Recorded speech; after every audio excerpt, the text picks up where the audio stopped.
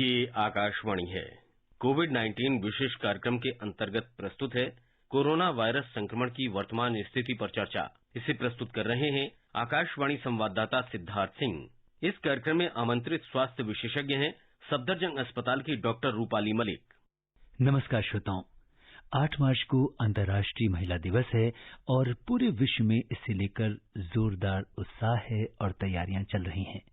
इस बार अंतर्राष्ट्रीय महिला दिवस की थीम है women in leadership achieving an equal future in a कोविड-19 वर्ल्ड। जी हां, कोरोना काल में भी चाहे वो हेल्थ वर्कर्स के रूप में हो या फिर फ्रंटलाइन वॉरियर्स के रूप में, महिलाओं ने हर एक भूमिका में अपनी जिम्मेदारी पूरी निष्ठा और ईमानदारी से निभाई है। इतना ही नहीं, इस आपदा की घड़ी में एक मां बनकर, एक बहन के रूप में, एक पत्नी के रूप में या फिर एक सहकर्मी और दोस्त बनकर उसने सबकी मदद की और पूरे समाज का हौसला बढ़ाया। आकाशवाणी पर हमने भी एक पहल की है। आज से लेकर 8 मार्च तक हमने कोविड-19 के इस विशेष फोन इन कार्यक्रम में महिलाओं का सम्मान करते हुए महिला विशेषज्ञों को आमंत्रित किया है। आज की इस एडिशन के साथ मैं हूं सिद्धार्थ सिंह।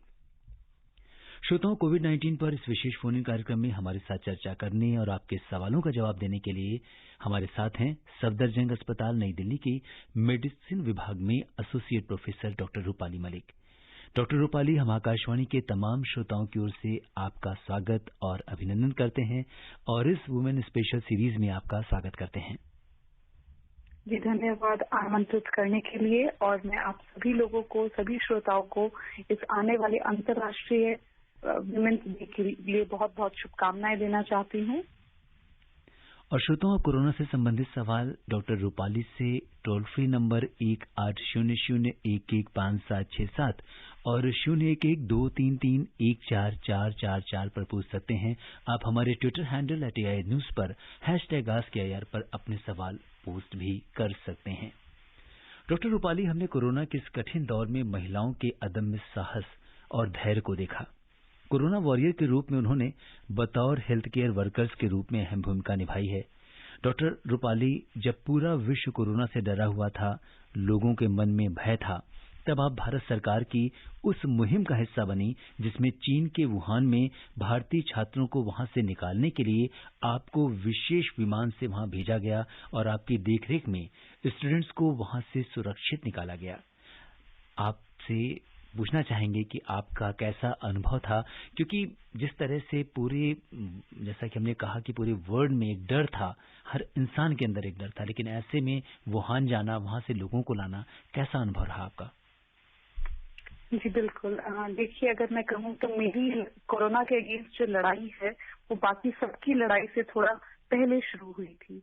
तो ये बात है पिछले साल 2020 में जनवरी की, मुझे अभी भी याद है। मैं अपने विंटर वेकेशन पे थी और 26 जनवरी को मेरी वेकेशन खत्म हो रही थी और 27 जनवरी को मैंने अपना हॉस्पिटल इंस्टीट्यूट ज्वाइन किया।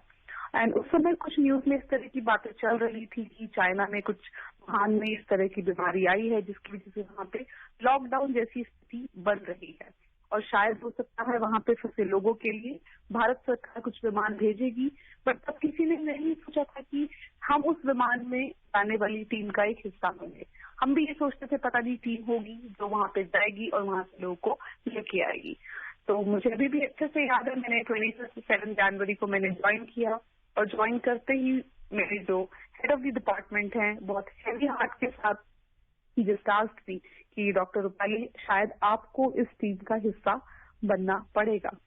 और सच बताऊं तो जब सर ने मुझसे पहली बार ये चीज कही तो I literally skipped the beat. मतलब मेरी मानो दिल की धड़कन रुक गई, क्योंकि घर पे मेरे पास एक 2 साल का मेरा दूध पीता बच्चा था। मेरे हस्बैंड उस समय यूनाइटेड स्टेट्स में थे अपनी फेलोशिप के लिए। तो इट वॉज रियली डिफिकल्ट जब मुझसे पहली बार ये चीज कही गई थी, पूछी गई थी या बताई गई थी कि शायद आपको इस टीम के साथ वुहान जाना पड़ेगा। उस समय किसी को नहीं पता था कि क्या होने वाला है, क्या होगा, वहां पे क्या स्थिति है, हमें क्या करना होगा। तो सच बताऊं तो मेरे लिए उस समय रुक गया था। बट भगवान की दुआ मेरे साथ थी, मेरे घर वाले मेरे साथ थे, मेरे पेरेंट्स, मेरे इन लॉज, मेरे हस्बैंड, सब लोगों ने इतना सपोर्ट किया मुझे, and there were the ones जिनकी वजह से मैंने इस मिशन पे जाने के लिए हाँ कहा, जिससे कि मेरा एक दूध पीता बच्चा था, मेरे हस्बैंड यहाँ नहीं थे, बट उन सब लोगों ने बहुत सपोर्ट किया, मेरे पेरेंट्स ने, मेरे इन लॉज ने, मतलब उस समय मेरे बच्चे का ख्याल रखा और मुझे हिम्मत दी कि आप जाओ और इस जंग में भाग लो और उस वुहान वाले मिशन में। एंड मतलब मुझे अभी भी याद है, मिनिस्ट्री में भी लोग हमेशा इतना अप्रिशिएट करते थे उस चीज को कि बीइंग अ गर्ल, एक छोटा बच्चा है आपका, आपके हस्बैंड यहाँ नहीं है, फिर भी आपने इस मिशन पे जाने के लिए हाँ की। तो मुझे अभी भी वो चीजें याद आती हैं तो मेरे रोंगटे खड़े हो जाते हैं। पर अब मुझे लगता है कि शायद जो किया बहुत अच्छा किया। मुझे अभी भी याद है जब हम लोग वुहान पहुंचे तो वहाँ जो बच्चे फंसे थे, मैं 1 फरवरी 2020 को मैं जो फ्लाइट थी उसमें वहाँ पे वुहान में गई थी, तब तक हमारे देश में इतना डर नहीं था। पहला जो केस आया है इंडिया में वो 31 जनवरी को आया था और मैं 1 फरवरी को वुहान गई थी। तब तक लोगों में इतना डर यहाँ नहीं था, तो ज्यादा किसी को ये भी नहीं पता था कि क्या स्थिति एक्चुअली है, कितना डरने की जरूरत है या कितना डरने की जरूरत नहीं है।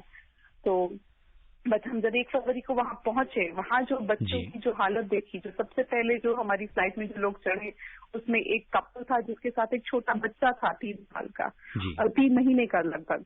तो वो देख के मुझे लगा, मैंने कहा अगर ये लोग यहाँ रह सकते हैं तो हम भी इस लड़ाई को लड़ सकते हैं। और हम लोगों को जैसे ही देखा वहाँ पे स्टूडेंट्स ने फ्लाइट वहाँ पे तैयार हुए उन लोगों को लेने के लिए, सब लोगों ने भारत माता की जय नारे लगाए, हेल इंडिया करके नारे लगाए। तो it was a very very proud moment. अब मुझे लगा कि नहीं, it was all worth it.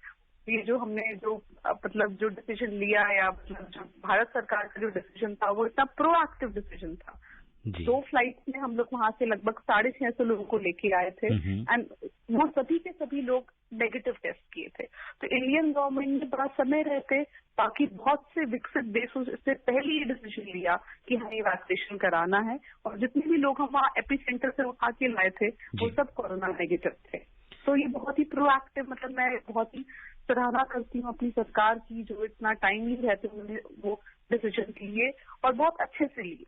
जी, और डॉक्टर रूपाली, आपने ये जो अपनी कहानी बताई है हमारे जो देश भर में लिसनर्स हैं, मुझे ऐसा लगता है कि आप जैसे वॉरियर्स जब तक हमारे भारत देश में हैं, हमें किसी भी तरह से, चाहे वो कोरोना हो या कोई भी बीमारी हो या किसी भी तरह की आपदा हो, हम कभी पीछे नहीं हट सकते और उनका डट कर मुकाबला कर सकते हैं। आपने बताया कि किस तरीके से एक इस तरह की आपदा की घड़ी में, जबकि आपका बच्चा बहुत छोटा था, आपके ऊपर फैमिली रिस्पॉन्सिबिलिटी थी, इन सबके बीच सबको छोड़ के जाना। आपसे डॉक्टर रूपाली एक दूसरा पहलू भी पूछना चाहेंगे कि जब हम किसी भी इस पूरे कोरोना काल में जब लोग वर्क फ्रॉम होम कर रहे थे, घर से बाहर नहीं निकल रहे थे, तो ऐसे में डॉक्टर रूपाली जो एक बहुत छोटी बच्ची की माँ भी हैं, वो हॉस्पिटल्स जाती थी, इसके अलावा वुहान भी होके आई, उनके अंदर क्या फीलिंग्स आती थी? जी बिल्कुल, देखिए अब उन चीजों को शब्दों में बयान करना भी पॉसिबल नहीं होगा मेरे लिए। मतलब वो बहुत ही डिफिकल्ट समय था, सबके लिए डिफिकल्ट था, बट हम लोगों के लिए थोड़ा एडिशनली डिफिकल्ट था जिनके छोटे बच्चे थे, दूध पीते बच्चे थे। मैं न केवल मैं, मेरे साथ जितनी भी मेरी और जो मेरी कलीग्स हैं, तो मतलब हम लोग, मतलब मैं वो समय भूल नहीं सकती हूँ। मतलब जो उस समय जो हम लोगों ने जो डर सहा है, बट फिर भी हम सब ने हिम्मत दिखाई है, सभी लोगों ने। लड़कों को भी ऐसा नहीं है कि मैं नहीं कहूंगी उन लोगों को डर नहीं था, बट बीइंग अ फीमेल आपको ज्यादा डर होता है। आप घर आके बच्चे को दूध भी पिलाते हो, तो ऐसी स्थिति में भी आप अगर घर से बाहर निकलते हो उस समय पे कि जब सब कुछ बंद है, आपके पास घर पे कोई हेल्प नहीं है, आपकी मेड्स घर पे नहीं है, कोई घर पे हेल्प नहीं है, बस केवल आपके जो परिवार के लोग हैं वो हैं और आप हो और आपका बच्चा है। बट मैं सच में इस समय अपने इन लॉज के लिए एक स्पेशल थैंक्स कहना चाहूंगी के लिए कि उन लोगों ने मुझे जितना सपोर्ट किया है। मतलब जब मैं वुहान गई हूँ 2 हफ्ते के लिए मेरे बच्चे को अपने पास रखा है, दूध पीते बच्चे को, वो खुद रात भर नहीं सोया, उसको ऐसे संभाला है। तो आई थिंक गॉड्स ग्रेस मुझे इस तरह के इन लॉज मिले हैं। मेरे पेरेंट्स तो हैं ही हैं, बट मतलब मेरे इन लॉज ने बहुत मेरा ख्याल रखा है। तो आई रियली वांट कि हर महिला को इस तरह की फैमिली अगर मिलेगी तो वो कुछ भी कर सकती है। तो ये सबसे इम्पोर्टेंट है कि आपकी फैमिली में क्या सपोर्ट है, आपका हस्बैंड, आपकी इन लॉज, आपके पेरेंट्स, वो आपको किस तरीके से सपोर्ट करते हैं। तो अगर आपका सपोर्ट सिस्टम स्ट्रांग है तो आप कोई भी लड़ाई लड़ सकते हैं, और ये सपोर्ट सिस्टम सबसे पहले आपके घर के अंदर से आता है। जी डॉक्टर रूपाली, आपने बहुत, मुझे लगता है कि आपने पूरे परिवार का धन्यवाद दिया, लेकिन शायद आज आपको पूरा देश आपका धन्यवाद कर रहा है। और स्पेशली जो हम अंतर्राष्ट्रीय महिला दिवस मना रहे हैं, तो ऐसे में जो आपकी स्टोरी है, ये बहुत सारे हमारे ऐसे जो युवा हैं, जो ऐसी महिलाएं हैं, उनको प्रेरणा देंगी कि किस तरह से कठिन वक्त में भी जब बात देश की हो, जब बात दूसरे लोगों की सुरक्षा की हो, तो ऐसे में हमारी अपनी चीजें पीछे हो जाती हैं और हमें देश के लिए आगे आना पड़ता है। और डॉक्टर रूपाली, चर्चा को आगे बढ़ाते हैं और आपसे जानना चाहते हैं कि इस समय चूंकि महिलाओं की बात हो रही है, तो आपका हॉस्पिटल भी एक वैक्सीनेशन सेंटर है, बहुत सारे लोग वैक्सीन लगवाने आ रहे हैं, तो ऐसे में महिलाओं में आप किस तरह का उत्साह देख रही हैं? जी देखिए, बिल्कुल आपने बिल्कुल सही पूछा कि जैसे आजकल वैक्सीनेशन का दौर है, तो बिल्कुल जो महिलाएं हैं वो उतना ही बढ़ के आगे आ रही हैं जितना कि पुरुष, बल्कि मैं सोचती हूँ वो बल्कि पुरुषों से भी कम निडर होके आगे आ रही हैं। तो आज ही मैंने अपनी सेकेंड डोज वैक्सीनेशन आज ही ली है। तो आज ही मैं जब गई हूँ, अगर मैं उस समय का मंजर याद करती हूँ, तो जो वैक्सीनेशन सेंटर था उसमें जितना मुझे याद है महिलाएं ज्यादा थी, पुरुष कम थे। ऐसा नहीं है कि ऐसा एक्चुअल में ऐसा है, बट वहाँ पे उस समय जो मुझे आज का जो मुझे याद है, तो महिलाएं ही हैं जो मुझे याद है कि वहाँ पे थी। पुरुष भी थे, बट कम से कम 50%, लगभग आधा उसमें महिलाओं का पार्टिसिपेशन था। तो यहाँ केवल आप ऊपर से लेके हर लेवल पे वहाँ के जो नोडल ऑफिसर्स हैं उनमें भी आधी जो है आपकी महिलाएं हैं जो नोडल ऑफिसर्स हैं, और जो बाकी जो वहाँ पे वैक्सीनेशन ऑफिसर्स हैं उसमें भी महिलाएं हैं और आपके पुरुष भी हैं, दोनों लोग हैं। तो हर तरीके से महिलाएं जो हैं इस कोरोना काल में आगे आई हैं, अपने घर परिवार की प्रायोरिटीज को छोड़ के अपनी जो आपकी प्रोफेशनल प्रायोरिटीज हैं उनको आगे रख के आपका जो देश के प्रति आपका कर्तव्य है उसको निभाते हुए महिलाओं ने हर उसमें अपना वो योगदान दिया है।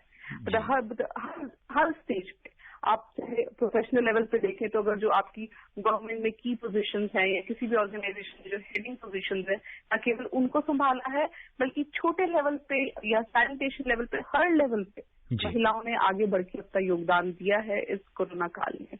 ओडिशा का भी अगर आप एग्जाम्पल लें, वहां पे भी जो आपकी मुहिम शुरू हुई थी, जो पीपी किट्स की और इन सब चीजों की शॉर्टेज थी, तो वहां पे महिलाएं वर्कर जो थी, उन लोगों ने ये जो आपकी जो क्लोथ मेड मास्क हैं और जो ये सब चीजों की जो शुरुआत हुई थी उसमें सबसे पहले महिलाएं आगे बढ़ के आई थी।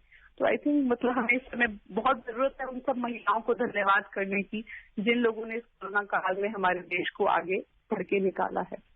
बिल्कुल डॉक्टर रूपाली, मुझे लगता है कि आपकी बातों से बहुत सारे लोगों को प्रेरणा मिलेगी और बहुत सारे श्रोता हैं जो आपसे सवाल करना चाहते हैं। और आज के हमारे कार्यक्रम के जो फर्स्ट कॉलर हैं जयपुर राजस्थान से रामुल यादव जी कार्यक्रम में जुड़ गए हैं। हेलो रामुल जी, नमस्कार।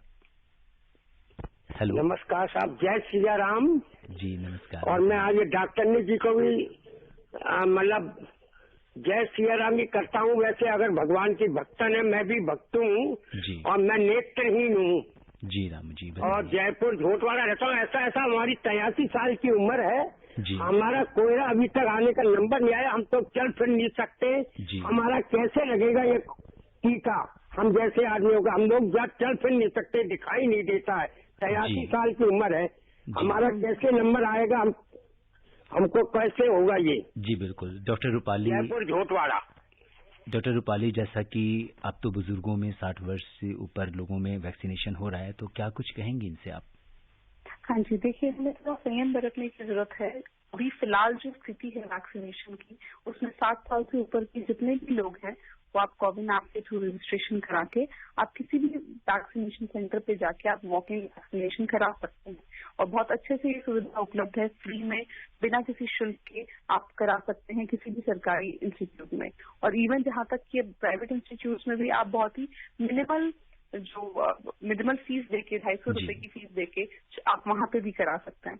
बट जैसा कि इन्होंने कहा कि ये घर से बाहर नहीं निकल सकते हैं, ये चल फिर नहीं सकते हैं, तो इनको थोड़ा संयम और बरतना होगा, क्योंकि ये सब चीजें जो है एक फेज्ड मैनर में होंगी, स्टेप बाय स्टेप होंगी।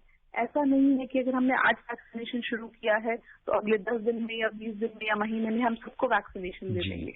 हमें समझना होगा हमारी एक बहुत ही बड़ी जनसंख्या वाली बहुत ही बड़ा फैला हुआ देश है, तो हमें थोड़ा संयम रखना होगा। बट सरकार जितने प्रोएक्टिव मेजर्स ले रही है तो मैं उम्मीद करती हूँ कि बहुत ही जल्द सभी जरूरतमंद लोगों को वैक्सीन जरूर मिलेगी। जी, और बिल्कुल डॉक्टर रूपाली, जैसे अगर इन्हें समस्या है, ये रजिस्ट्रेशन नहीं कर सकते हैं अपना, तो वॉक इन में भी जाकर वैक्सीन लगवा सकते हैं किसी परिवार के सदस्य के साथ? जी बिल्कुल, वॉक इन वैक्सीनेशन की भी सुविधा है। उसमें थोड़ा आपको वेटिंग हो सकता है, थोड़ा समय ज्यादा लगे, बट वॉक इन की सुविधा भी है हम इस समय जितने भी वैक्सीनेशन सेंटर्स हैं उन पर। जी, और अब हम राजस्थान के बाद रुख करते हैं मध्य प्रदेश में मंदसौर का, जहां से बसंती लाल जी हमारे साथ कार्यक्रम में जुड़े हैं। सर नमस्कार। जी बसंती लाल जी नमस्कार। डॉक्टर रूपाली हमारे साथ हैं कार्यक्रम में, बताइए क्या। जी सर, मैं सगोरिया स्कूल घाटी जिला मंदसौर मध्य प्रदेश से बसंती लाल सूर्यवंशी बोल रहा था। सर जी नमस्कार। डॉक्टर साहब नमस्कार। जैसे कि कोरोना वैक्सीन लगाने से क्या बुखार आने में भी कोरोना वैक्सीन लगा सकते क्या, और अन्य सर दर्द वगैरह हो तो उसमें भी वैक्सीन लगा सकते हैं क्या सर, ये पूछना था मेरे को। जी डॉक्टर रूपाली, अगर किसी को बुखार है और ऐसे में या सर दर्द है या कोई इस तरह के सिम्टम्स हैं, तो क्या उसे वैक्सीन लगवानी चाहिए उस समय? देखिए, अगर आपको बुखार है या सर दर्द है या इस तरह का सब क्लिनिकल वायरल का कुछ भी लक्षण अगर आपको लगता है तो आप कुछ समय के लिए वेट कर सकते हैं।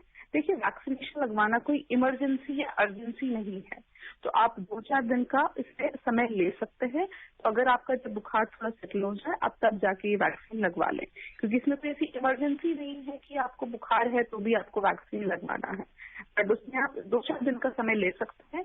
आपका जब बुखार सेटल हो जाए उसके बाद आप वैक्सीन लें तो ज्यादा अच्छा रहेगा। जी, और डॉक्टर रूपाली, आपने जैसे कहा कि आज आपने दूसरी डोज लिया है वैक्सीन की, तो आपका एक तरह से वैक्सीनेशन पूरा हो गया है। आपका अनुभव व्यक्तिगत रूप से कैसा रहा? जी देखिए, भगवान की दुआ से बहुत अच्छा रहा। मतलब पहला डोज लेने के बाद भी मैंने कोई भी सिम्टम एक्सपीरियंस नहीं किया, किसी तरह का कोई एडवर्स रिएक्शन या कुछ भी, कोई बुखार जुकाम या कुछ भी जैसे माइल्डिया या कुछ भी दर्द होना, कुछ भी भगवान की दुआ से नहीं महसूस किया। और इवन सेकेंड डोज के बाद भी अभी तक आई एम एब्सोल्युटली फाइन, तो अभी तक कोई ऐसी दिक्कत नहीं है। तो बल्कि मैंने जो अपनी भारत में प्रोड्यूस जो इंडिजिनस वैक्सीन है, कोवैक्सीन है, उसको लिया है। तो बिल्कुल मैं सबसे फिर से कहना चाहूंगी कि वो एब्सोल्युटली सेफ है, सुरक्षित है और प्रभावी है आपको कोरोना से बचाने के लिए। तो डरे नहीं, आपका नंबर जब भी आए तो ये बोले। जी, और राजस्थान और मध्य प्रदेश के बाद अब हम पहाड़ों का रुख करते हैं, चलते हैं हिमाचल प्रदेश और वहां की वादियों में। कुल्लू से राजू सिंह जी का हमारे साथ हमारे कार्यक्रम में फोन आया है। राजू जी नमस्कार। सर नमस्कार जी, बताइए। सर मैं कुल्लू से राजू सिंह। सर एक मेरा पॉपिंग प्रश्न है जी। बेशक जो भी ये कोरोना फिर से सर उठा रहा है जी, जो सर ये जो कोरोना की जो वैक्सीन आई है, क्या हम ये जो है कोरोना की पेशेंट को नहीं दे सकते हैं, फिर इससे जो है इसके काबू हम जो पा रहे हैं कोरोना पे? जी डॉक्टर रूपाली, हम जो समझ पा रहे हैं इनके सवाल से कि जो वैक्सीनेशन है, जैसे कि कुछ राज्यों में मामले बढ़ रहे हैं अभी कोरोना के, तो ऐसे में कोरोना जो कोविड वैक्सीनेशन है ये कितना प्रभावी होगा इसे रोकने में? हाँ जी, देखिए ये और भी इम्पोर्टेंट है हमारे लिए कि अगर केसेस बढ़ रहे हैं तो वैक्सीनेशन जरूर लेना चाहिए। देखिए, इसके 2 फायदे हैं। एक तो आपको इम्यूनिटी मिलेगी अगर आपको इन्फेक्शन नहीं है, और इन केस अगर आपको इन्फेक्शन होता है इसको लेने के, तो उसकी आपको जो सिवियरिटी है वो कम होगी, उसके जो लक्षण है वो थोड़े कम सिवियर होंगे। तो दोनों ही तरीकों से आपको मदद करेगा। और अगर एफिकेसी की बात करें, अभी रिसेंटली भी जो आपको हमारा डाटा पब्लिश हुआ उसमें भी कहा गया कि लगभग 80% तक ये जो वैक्सीन है ये प्रभावी है।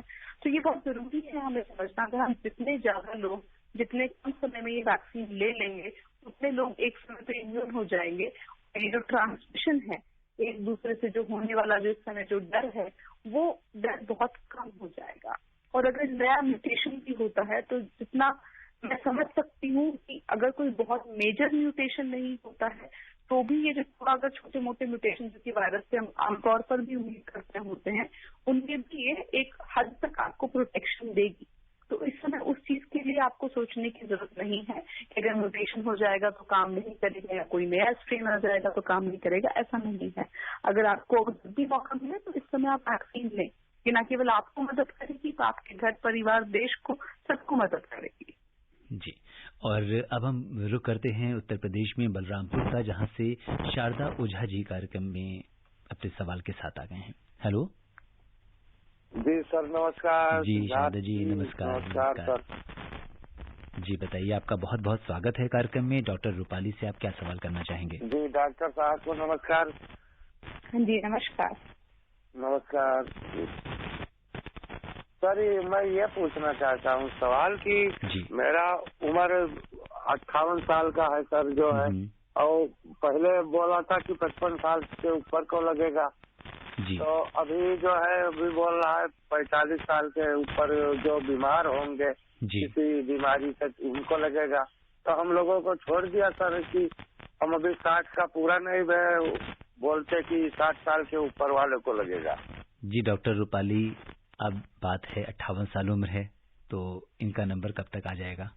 जी बिल्कुल, देखिए ये शंका सभी के मन में है, और जैसा कि मैंने पहले भी कहा, थोड़ा सा संयम बरतने की जरूरत है। देखिए सबका नंबर आएगा, पर ये चीज हमें समझना चाहिए कि इतनी बड़ी जनसंख्या वाले देश में एक आप सिस्टमैटिक वे में अगर वैक्सीनेशन नहीं देंगे तो वो किसी को भी लाभ नहीं होगा।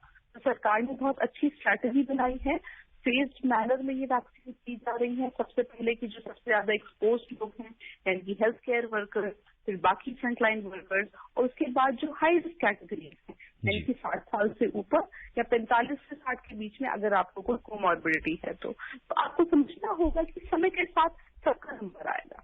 थोड़ा सा आपको इंतजार करने की जरूरत है, बस तब तक आप थोड़ा संयम बनाएं, अपने जो भी प्रिकॉशंस आप नॉर्मली ले रहे हैं, मास्क पहनना, हाथ धोते रहना और ये सोशल डिस्टेंसिंग, इन सब चीजों का पालन करते रहें। जी, और जो श्रोता हमसे अभी भी जुड़े हैं कार्यक्रम में, उन्हें हम बता दें कि कोरोना जागरूकता श्रृंखला के आज के इस विशेष कार्यक्रम में श्रोताओं के सवालों का जवाब दे रही हैं सफदरजंग अस्पताल नई दिल्ली के मेडिसिन विभाग में associate professor doctor Rupali Malik. आप भी डॉक्टर रूपाली से कोरोना से संबंधित सवाल हमारे टोल फ्री नंबर 1800115767 पर पूछ सकते हैं। और इस बीच उत्तराखंड में हरिद्वार से अशोक कुमार जी जुड़ गए हैं। हेलो अशोक जी, नमस्कार। नमस्कार सर। जी अशोक जी बताइए, क्या जानना चाहते हैं आप? हेलो जी अशोक जी बताइए, क्या जानना चाहते हैं? हम आपको सुन पा रहे हैं। हेलो जी अशोक जी, आपको हमारी आवाज आ रही है? जी सर, आ रही है। जी बताइए, अपना सवाल पूछिए जल्दी। सर हम स्कूल में हैं सर। स्कूल में हैं जी। सर क्या हम वैक्सीन ले सकते हैं सर? 18 वर्ष की हमारी आयु है। डॉक्टर रूपाली 18 वर्ष की आयु है, वैक्सीन लेना चाहते हैं? हाँ जी, देखिए अभी आज की तारीख में जो वैक्सीन है ये 18 साल से कम के लोगों के लिए अभी आप उसको नहीं लगवा सकते, क्योंकि जो भी स्टडीज हुई है 18 साल से कम के बच्चों में इसकी स्टडीज नहीं की गई हैं। तो अभी के लिए जो प्रेग्नेंट हैं, लैक्टेटिंग फीमेल्स हैं, यानी कि जो गर्भवती महिलाएं हैं, जो दूध पिला रहे हैं, या फिर जो 18 साल से कम उम्र के लोग हैं, उनमें भी ये वैक्सीन नहीं दी जाएगी। बट अगर आप 18 से ऊपर के हैं तो बिल्कुल आप थोड़ा समय दीजिए, समय के साथ आपका भी नंबर जरूर आएगा। डॉक्टर रूपाली, हमारे श्रोता ने ईमेल से पूछा है कि made in India vaccine, Covaxin और कोविशील्ड में क्या अंतर है और उन्हें इन दोनों में से कौन सी वैक्सीन लगवानी चाहिए? जी बिल्कुल, देखिए ये तो सभी लोगों के मन में सवाल है। मैं आपको कहना चाहूंगी कि दोनों ही वैक्सीन सुरक्षित है और प्रभावी है। आप दोनों में से कोई भी वैक्सीन जब आपको जो मौका मिले आप लगवा सकते हैं। जैसा कि मैं बताती हूँ, मैंने कोवैक्सीन लगवाया है जो कि अपने देश में बना है, और मेरे हस्बैंड के अस्पताल में कोविशील्ड दिया गया है तो उन्होंने वो लगवाया है। तो दोनों ही वैक्सीन प्रभावी है। तो आप इस समय जो भी वैक्सीन मिले आप उसको लगवाएं, और दोनों में बहुत ज्यादा अंतर नहीं है, थोड़ा कुछ उनके बनाने के तरीकों में अंतर होता है, बल्कि उसमें आप वो चीज नॉर्मल जो आपकी जो हमारी जनता है उसको उस चीज से मतलब नहीं होना चाहिए कि वैक्सीन में अंतर क्या है। दोनों वैक्सीन प्रभावी है और दोनों वैक्सीन सुरक्षित है। आप इतना ही समझेंगे तो ये बहुत होगा आपके लिए। जी, जैसा कि डॉक्टर रूपाली बता रही हैं कि दोनों ही वैक्सीन पूरी तरीके से सुरक्षित हैं और प्रभावी हैं। और इस बीच बड़ौत का रुख करते हैं महेश शर्मा जी से। बात करते हैं जो अपने सवाल के साथ कार्यक्रम में आ चुके हैं। महेश जी नमस्कार। नमस्कार जी, बेहतरीन प्रोग्राम पेश करने के लिए आपका बहुत बहुत धन्यवाद। जी आपका भी बहुत धन्यवाद कार्यक्रम से जुड़ने के लिए। महेश जी बताइए क्या जानना चाहते हैं? जानना चाह रहा थी वैक्सीन लगवाने के लिए रजिस्ट्रेशन कैसे होगा? जी डॉक्टर रूपाली, इस समय बहुत सारे लोग वैक्सीन लगवाना चाहते हैं, रजिस्ट्रेशन की प्रक्रिया क्या है? देखिए कोविन 2 जो ऐप है उसके द्वारा रजिस्ट्रेशन किया जा रहा है। तो आप ऑनलाइन सर्च करेंगे और बहुत सारे लिंक्स भी भेजे जा रहे हैं व्हाट्सएप के थ्रू। तो आप अगर ऑनलाइन सर्च करेंगे तो कोविन ऐप के थ्रू और आपका आधार कार्ड उसमें लिंक होगा, आधार कार्ड की डिटेल्स दी जाएंगी या कोई पैन कार्ड या फिर कुछ और भी जो इसमें आईडी कार्ड है जो सरकार द्वारा दिए गए हैं या आपके जो आई कार्ड है उनको आप उन डिटेल्स की मदद से आप इसमें आप रजिस्ट्रेशन कर सकते हैं कोविन ऐप के थ्रू।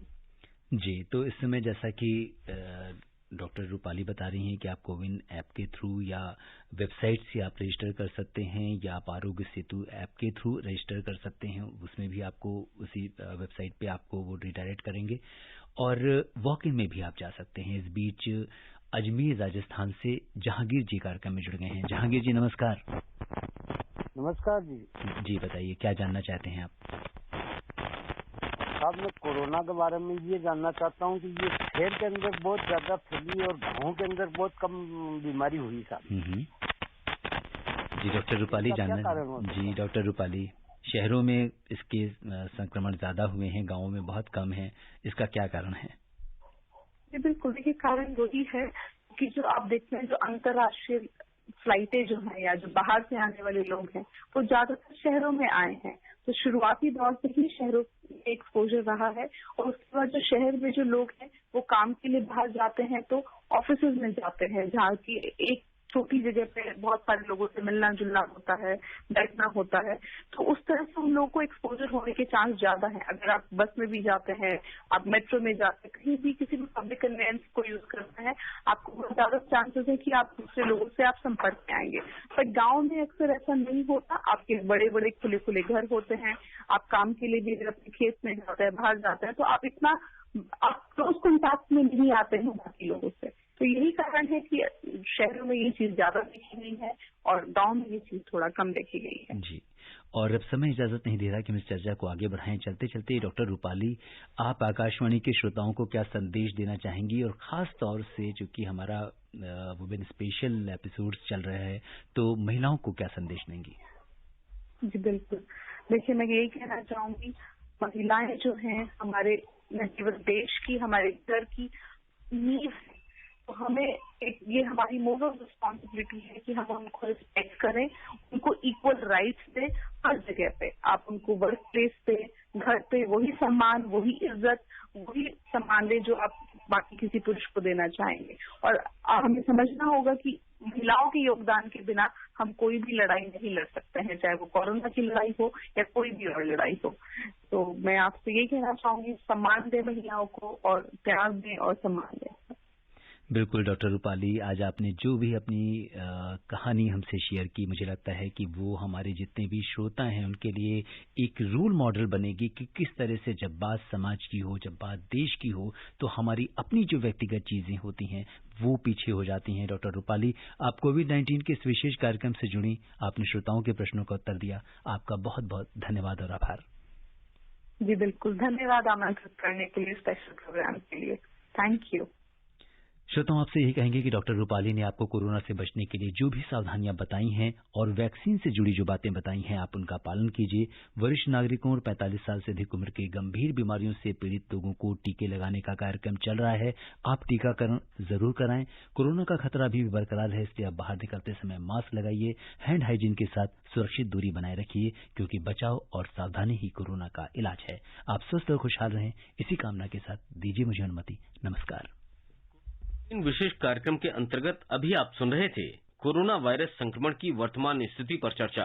इसे प्रस्तुत कर रहे थे आकाशवाणी संवाददाता सिद्धार्थ सिंह। इस कार्यक्रम में आमंत्रित स्वास्थ्य विशेषज्ञ थीं सफदरजंग अस्पताल की डॉक्टर रूपाली मलिक। ये कार्यक्रम आकाशवाणी के समाचार सेवा प्रभाग द्वारा प्रस्तुत किया गया।